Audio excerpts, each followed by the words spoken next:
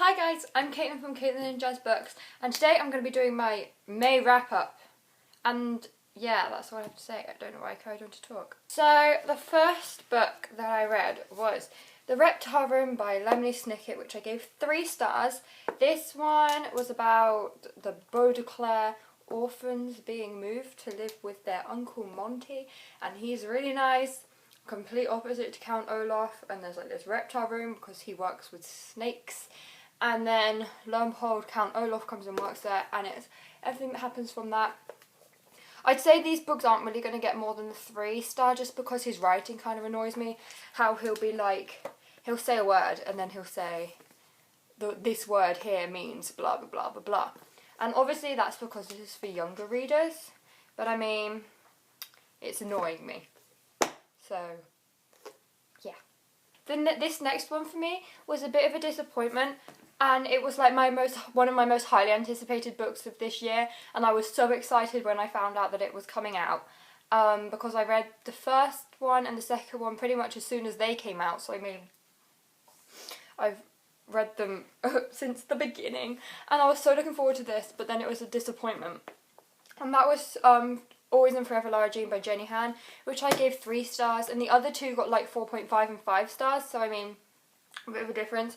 Basically, this one's a continuation of the first duology, now trilogy, To All the Boys I've Loved Before trilogy.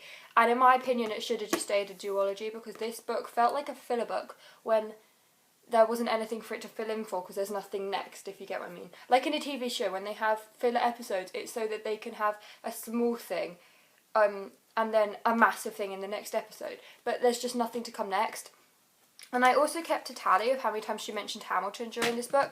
And I'm a massive fan of Hamilton, voice crack. I'm obsessed with it. So when she mentioned it the first time, I was like, yes, Hamilton, we could be best friends. Then when she mentioned it the second time, I was like, okay, Hamilton's mentioned again, cool. Then when she mentioned it a third time, which was a Hamilton metaphor, I was there like, okay. And then when she mentioned it for the 4th time, I was like, okay, we can stop now. That's enough. And she does the same with Harry Potter.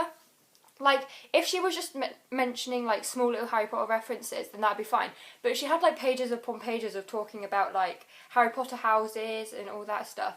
But I mean, like, that's great, but this is your own piece of literature, so don't be putting other people's own pieces of literature into yours. It's your own, make it your own. You don't need to, you shouldn't be having to take other people's literature to make yours better, if you get what I mean. Anyway, yeah, that was sort of the main reasons why I didn't like this. But this is basically Lara Jean's, like, getting to college, and it was very predictable. Like, you could predict what was going to happen.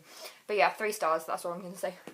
The next book that I read was actually a script, and it was revision for my drama exam, GCSE exam, and that was Madea, which is by Euripides, but this version's by Ben Power. And this was given to my drama class, the whole 3 of us, I know, by our drama teacher on our last lesson.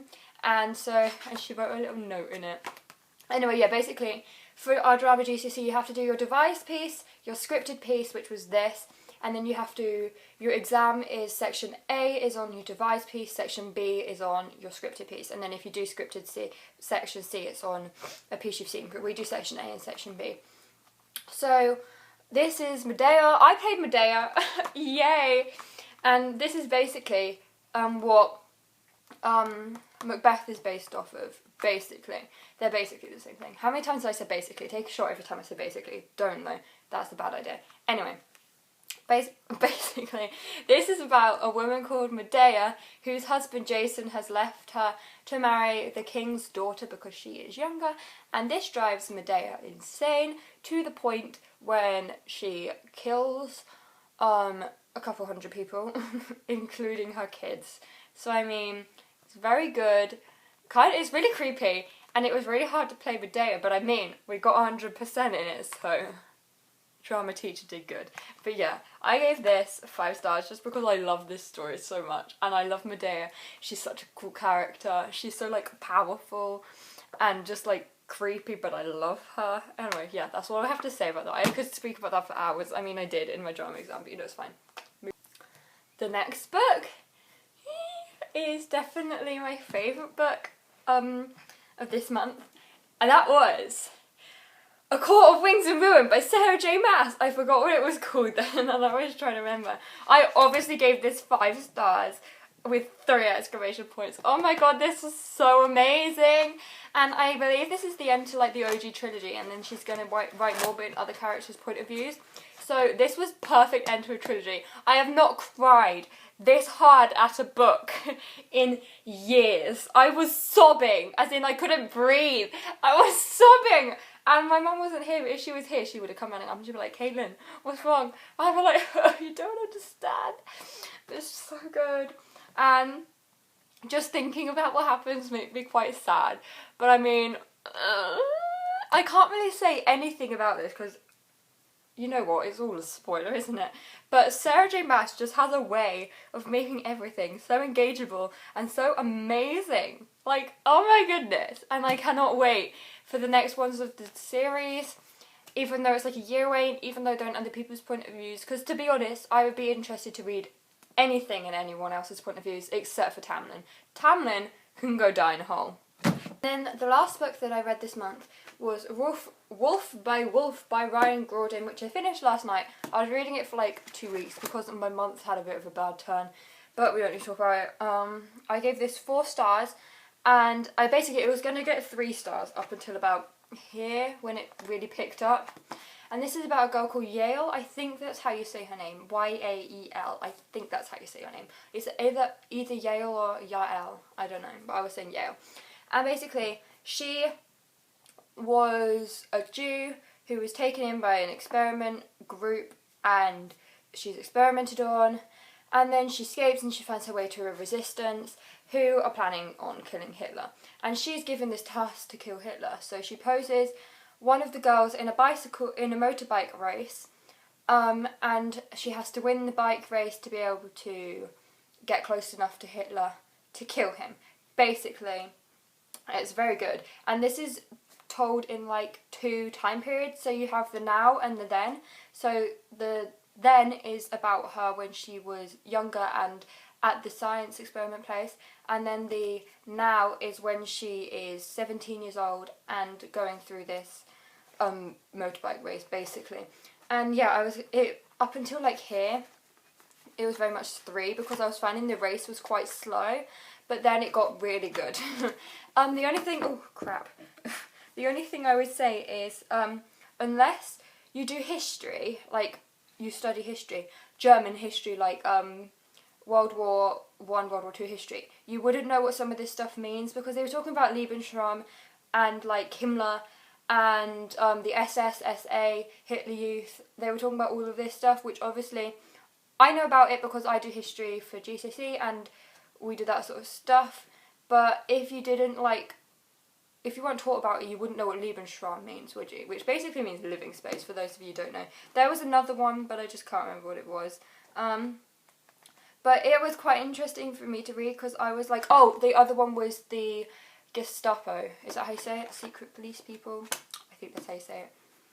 But yeah, it was quite interesting for me to read because I was like, oh my god, I know what this means because I'm really bad at history. But I was like, I can do this! Yes! Anyway, yeah, I gave this 4 stars. So, yeah. Basically, what I was thinking I was going to do is, at the end of every wrap-up video, I'm going to include, like, TV favourites and music favourites because I also really love listening to music and I love watching TV programmes. So I'm just going to talk about things that I finished. So the first one is a TV programme, which I'm sure a lot of you have been watching, and that is Riverdale. Oh my goodness, I watched this in 2 days when I should have been revising, but I mean, it was like revision or Cole Sprouse, so I went with Cole Sprouse. But I mean, this is actually amazing. My friends were trying to get me to watch it for like 2 weeks, and I was like, I'll watch it after exams, and then I started watching it, and I was like, oh my god, I can't stop. And it's basically about a town called Riverdale, where they think Jason Blossom drowned in a river, but then one day he washes up and he's got a gunshot in his head. And then the town gets thrown into the frenzy of trying to figure out who killed Jason Blossom. And my goodness, it has got Cole Sprouse in it. Cole Sprouse plays Jughead, and Jughead is my life. Thank you. Yeah, and there's going to be a season 2 to this, and I'm so excited for season 2, just because there's so many places that they can, like, go with it. Like, I want to see more, like, Dark Betty, and, like, oh, I just love it. Love it so much, and I would give this 5 stars. Go watch, it's on Netflix, so yes. Anyway, music favourites.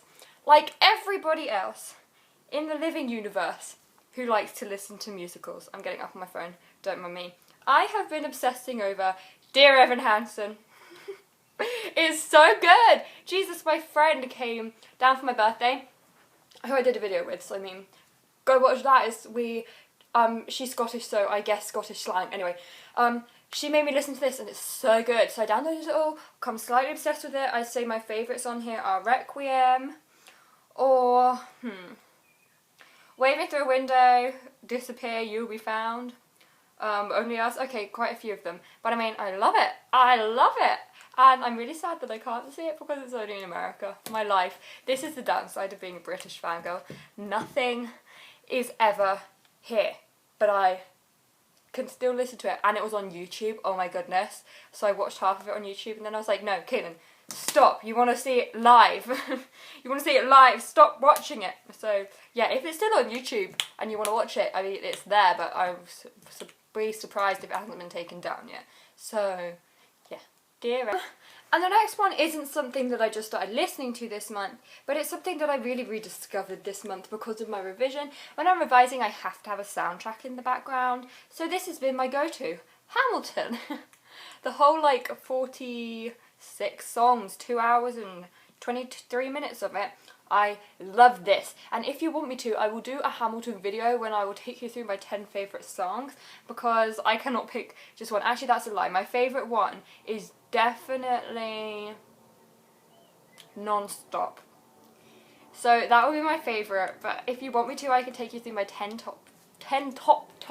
there we go, favourite Hamilton songs even, and this is just so amazing. And again, it's sad because I can't see it because it's in America, but it's coming to the UK soon, and they're saying that Lin-Manuel Miranda, who's the original Hamilton over in America and who wrote the show basically, is going to be doing the first round of Hamilton in the UK one, so I'm going to try and get tickets and I might be able to see Lin-Manuel Miranda, and I'm so excited.